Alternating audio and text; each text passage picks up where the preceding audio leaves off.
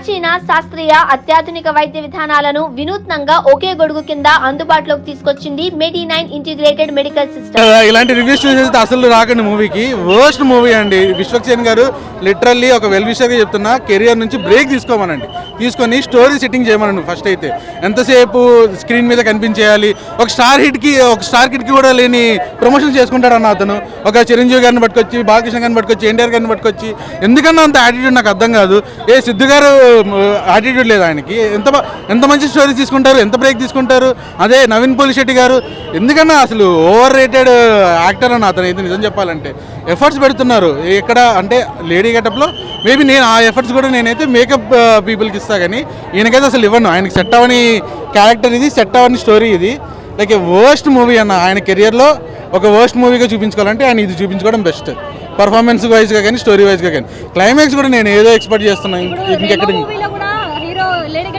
అసలు శివకార్తికేయన్తో ఈయనకి 1% కూడా పోల్చకండి. ఎందుకంటే అది ఒక ఎమోషనల్ కనెక్ట్ ఉన్న మూవీ అండి, ఒక లవ్ స్టోరీ మూవీ అది. ఇది అసలు ఏ మూవీ అని దీనికి నేమ్ చేయాలో కూడా నాకు అర్థం కావట్లేదు. ఒక మదర్ సెంటిమెంట్ని కావాలని ఆ పాగల్ మూవీలో అక్కడక్కడ పెడతారు కదా, అలా ఒక 4 సీన్లు 2 సీన్లు పెట్టి వదిలేశారు. లవ్ స్టోరీ ఆ హీరోయిన్కి అయితే అసలు ఎక్కడి నుంచి పట్టుకొచ్చారు కూడా అర్థం కాదు. అలాంటి హీరోయిన్ పట్టుకొచ్చి ఫస్ట్ హాఫ్ అంతా లాగి it's worst kind of movie. Like 5కి 0.5 రేటింగ్ కూడా ఎక్కువ అని ఫీల్ అయ్యే పర్సన్ అయితే నేను. And literally okay, movie team అంతా కష్టపడుతుంది, కానీ వాళ్ళ టీం గురించి అని చెప్పి మనం కష్టపడి వచ్చి ఇక్కడ డబ్బులు పెట్టాల్సిన అవసరం అయితే లేదన్న. సో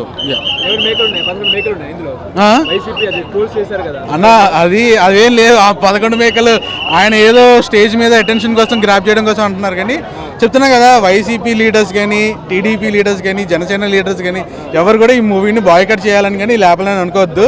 ఎవరైనా లేపాలనుకుంటే సినిమా వచ్చి చూడండి, మీరే సీట్లో నుంచి లేచి వెళ్తారు ఖచ్చితంగా. అన్ని స్టోరీలు చెప్పుకుంటూ ఇంటర్వ్యూస్లో తన్నులు తింటూ ఉంటాడు కదా, అతని క్యారెక్టర్ బాగా యూజ్ చేసుకున్నాడు ఈ సినిమాలో.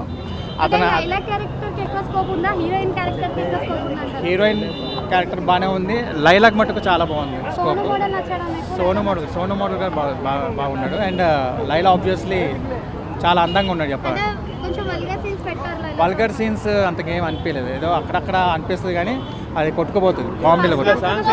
సాంగ్స్ చాలా బాగున్నాయి. కోయి సాంగ్ చాలా బాగుంది. నాకెవరు రూపాయి ఇలా నేను టికెట్ తీసుకొని సినిమాకి పోయినా 250 టికెట్ ఐమాక్స్ని తీసుకుని స్క్రీన్ షాట్ కూడా చూపిస్తా, టికెట్ కూడా చూపిస్తా. కానీ జెన్యున్గా సినిమా తీయాలి, జెన్యున్గా ఉంటే బాగుంటుంది. ఎందుకంటే మనం డబ్బులు పెట్టడానికి ప్రతిదానికి ఒక రూపాయికి వాల్యూ ఉంటుంది. ఒక వ్యక్తి సినిమా చూస్తున్నంత సమయం కేటాయిస్తుందంటే మనం ఏదో కొత్త తీయాలని మనం ఎక్స్పెక్ట్ చేస్తాం. స్టోరీ అంటే ఏమన్నా మేకప్ స్టోరీ ఉంటుంది అనేది. ఒక కళ అంటే మేకప్ మ్యాన్ ఉంటాడు, అందరు కస్టమర్లు వస్తారు. ఒకరోజు ఏంటంటే అంటే బ్లాక్ ఆయన వైట్గా వేసి పెళ్లి చేపిస్తారు విలన్కి. ఆ విలన్ ఏంటంటే బ్లాక్ దాన్ని ఇట్లా మేకప్ వేసిన మోసం వేసినని అతను వచ్చి గొడవ పెడతాడు. ఈయన సెకండ్ హాఫ్ లైలా గెటప్ వేస్తాడు. ఈ లైలా గెటప్లో గొడవలు అయితే క్లైమాక్స్ అంటే ఈయన సోను లైలా కాదని తెలిసిపోతుంది. ఇది స్టోరీ అన్న.